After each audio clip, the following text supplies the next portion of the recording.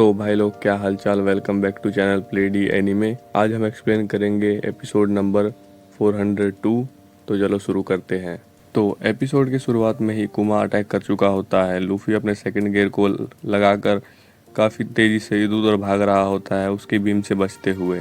तभी उसॉप बोलता है कि ये तो अब मुंह से और हाथ से भी बीम छोड़ सकता है और ये लो इसने तो अटैक कर भी दिया। और वो तीनों भागते भागते बचते हैं और आगे जाकर एक दीवार के पीछे छुप जाते हैं।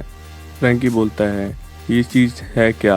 बीम और लाइट बहुत ही अच्छा वेपन हो सकती है पर ये जस्ट एक फैंटेसी है। पर ये तुम क्या कर रहे हो ब्रुक? ब्रुक कहता है मैं मरने की एक्टिंग कर रहा हूँ। पर तो तुम ऑलरेडी मरे हुए हो पागल। तभी इधर जोरो और सांजी भागते हुए आ रहे होते हैं कुमा की तरफ। कुमा भी उन पर अटैक कर रहा होता है। वो दोनों बचते हुए कुमा पर अटैक करने के लिए कूदते हैं। इधर ही लूफी भी अपना सेकंड गियर यूज़ करके कुमा के ऊपर अटैक करने के लिए कूदता है और वो तीनों उस पर अटैक करने लग जाते हैं। और कुछ सेकंड तक अटैक करने के बाद कुमा पीछे जाकर गिर जाता है। चॉपर कहता है इधर कि यस उन्होंने कर दिखाया, वो तो अमेजिंग है। रॉबिन बोलती है कि उनके चेहरे से देखने में से लगता नहीं है कि ये इतना आसान होगा, वो तो एक 7 ओवरलॉर्ड ऑफ द सी में से एक है। इधर जोरो बोलता है कि शायद ये वो कुमा नहीं है। सांजी बोलता है हाँ शायद ये उसका जुड़वा भाई होगा। लूफी कहता है हाँ ऐसा हो सकता है। तभी जोरो कहता है कि जो असली वाला था वो टेलीपोर्ट और डॉज जरूर करता हमारे अटैक को, और इससे भी बड़ी बात वो शॉक वेव नहीं यूज़ करता है। इसका मतलब कि यहाँ पर 2 आदमी इसके जैसे ताकतवर हैं। और तभी हमें ग्रोव नंबर 24 का सीन दिखाया जाता है जहाँ मैड मंक कुमा से कहता है कि तुमने मुझे बहुत पीट लिया, अब मेरी बारी है। तुम्हें लगता है कि मैं पहले जितना ही कमज़ोर हूँ? चलो देखते हैं। और तभी वो उसे एक मुक्का मारता है। कुमा के मुंह पर वो मुक्का लगता है और उसके मुंह से खून आने लग जाता है। और उसके बाद दूसरा मुक्का उसके पेट में मारता है। वो दूर जाके गिरता है। वो बोलता है कि ये तो पक्का तुम्हें लगा होगा। कैप्टन हॉकिंस बोलता है एक आदमी जो यहाँ तक आने के लिए मौत से कई बार बचा और अपना साइज बढ़ाते के साथ साथ अपनी ताकत भी बढ़ा लेता है। तभी वो कुमा उस पर अटैक कर देता है और उसके शोल्डर के आर पार निकल जाता है। वो कहता है कि ये तो काफ़ी गर्म है और नीचे गिर जाता है। कुमा खड़े होके उसके पास आता है। इधर ड्रेक्स कहता है ये तो किजारू की लेजर है, वेगापंक ने उसे दोबारा से बनाया। मुझे नहीं पता था कि उसने इतनी आगे तक टेक्नोलॉजी बढ़ा ली है। इधर साइड में खड़े लोग कह रहे होते हैं कि ये कोई आम सिचुएशन नहीं है। 3 आदमी जिनकी बाउंटी 100 मिलियन से ज़्यादा है वो भी इन दोनों को हैंडल नहीं कर पा रहे। इधर किजारू बोलता है rear admiral Drake, oh I mean former rear admiral Drake, अब ये मत कहना कि तुम यहाँ पर निगरानी रखने के लिए आए थे। ड्रेक कहता है चलो फाइटिंग शुरू करो। तभी किजारू बोलता है कि तुम्हारी अंदर की नॉलेज नहीं तुम्हें यहाँ तक डिसअपीयर कर रखा था। मेरा सुझाव है कि तुम नन्हे बच्चे अपना ध्यान रखना और मैं यहाँ पर तुम्हारे लिए ही आया हूँ। वो तीनों गुस्से से उसे देखते हैं। तभी ड्रेक अपनी डेविल पावर यूज़ करता है और एक ड्रैगन बन जाता है। अपू ऊपर से देखता है और कहता है एक और अद्भुत चीज़, ये तो रियर एंशिएंट जोन टाइप है, इससे पहले मैंने इसे कभी नहीं देखा। इधर ड्रेक कुमा पर अटैक कर चुका होता है। वो उसका सर पकड़ लेता है। तभी कुमा अपने बीम से उसे मारता है और वो पीछे हटता है, चिल्लाता है और फिर से नॉर्मल ह्यूमन में बदल जाता है। इधर किजारू बोलता है कि जैसा कि मैंने कहा था कि मैं भी यहीं हूँ। तभी मैड मंक पीछे देखता है। तभी उसे एक लाइट स्पीड की लात पड़ती है और वो 1 2 3 बिल्डिंग पार जाकर गिरता है। इधर कैप्टन हॉकिंस भी अपने डीमन अवतार में आ जाता है। किजारू पीछे मुड़कर देखता है और कहता है तुम सभी 100 मिलियन से ऊपर वाली बाउंटी के लोग सभी के सभी मॉन्स्टर हो। कैप्टन हॉकिंस उस पर अटैक कर देता है। किजारू एकदम से ही गायब हो जाता है और अचानक से फिर उसके सामने आता है और अपने हाथों में एक लाइट जला लेता है।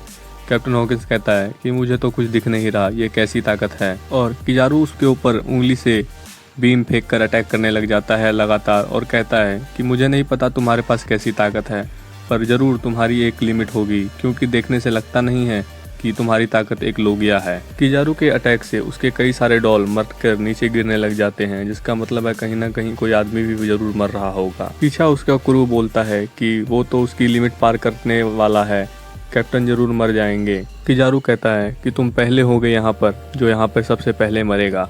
तुम्हारी जर्नी यहीं तक थी। और उसे लात मारने ही वाला होता है कि तभी अपू अपने शरीर से म्यूजिक इंस्ट्रूमेंट बजाने लग जाता है, ड्रम, पियानो, और भी कई तरह की, और कहता है यो यो यो या, क्या मेरा म्यूज़िक तुम्हारे तक पहुंच रहा है? अगर पहुंच रहा है तो सुनते रहो, यो यो यो। तभी सब देखते हैं, कहते हैं ये तो सीरोवर है।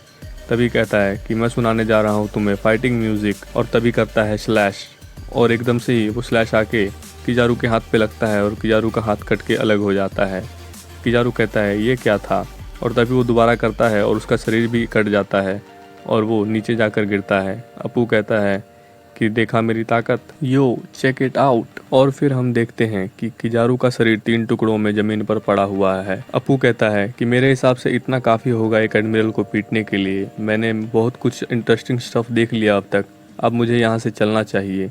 तभी किजारू कहता है कितना टेरिफाइंग है। तभी उसका आधा बॉडी, मतलब कि उसके पैर दोनों ऊपर उठते हैं और बाकी शरीर टेलीपोर्ट मतलब लाइट से उसकी बॉडी जुड़ जाती है, और वो कहता है कि क्या खतरनाक शौक था। तभी वो अपनी ताकत का इस्तेमाल करता है याटा मिरर करके, और अचानक से वो अपू के सामने टेलीपोर्ट हो जाता है और उसे एक लाइट किक मारता है। वो नीचे ज़मीन पर गिर जाता है और वो फिर से टेलीपोर्ट होता है और कैप्टन ड्रेक के एक लात मारता है, वो भी नीचे गिर जाता है। और वो चलता हुआ आगे जाता है और एक लाइट एरो मारता है जो कि कैप्टन हॉकिंस के आर पार निकल जाता है। कैप्टन हॉकिंस नीचे गिर जाता है और किजारू उसके पास चलता हुआ आता है और वो अपनी फिंगर लाइट से कैप्टन हॉकिंस को मारने ही वाला होता है कि तभी उसका ट्रांसपोंडर सेल बजने लग जाता है। वो अटैक को रोकता है और अपने ट्रांसपोंडर सेल को हेलो हेलो करने लग जाता है, लेकिन तभी भी वो बजता ही रहता है। तभी वो देखता है कि अच्छा ये दूसरा वाला बज रहा है क्या। तभी वो उठाता है।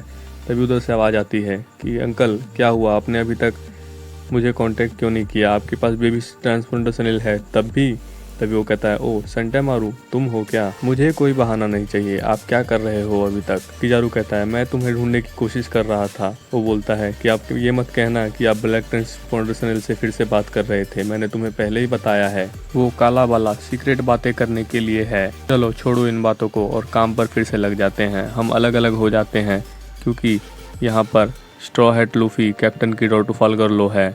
हम किससे शुरुआत करें पहले। तभी इधर सीन शिफ्ट होता है जहां हम देखते हैं लूफी अटैक करने के लिए भाग रहा होता है और अटैक से बच भी रहा होता है। जोरो भी सेम चीज़ कर रहा होता है और सांजी भी अटैक करने के लिए उसके आगे आ रहा होता है।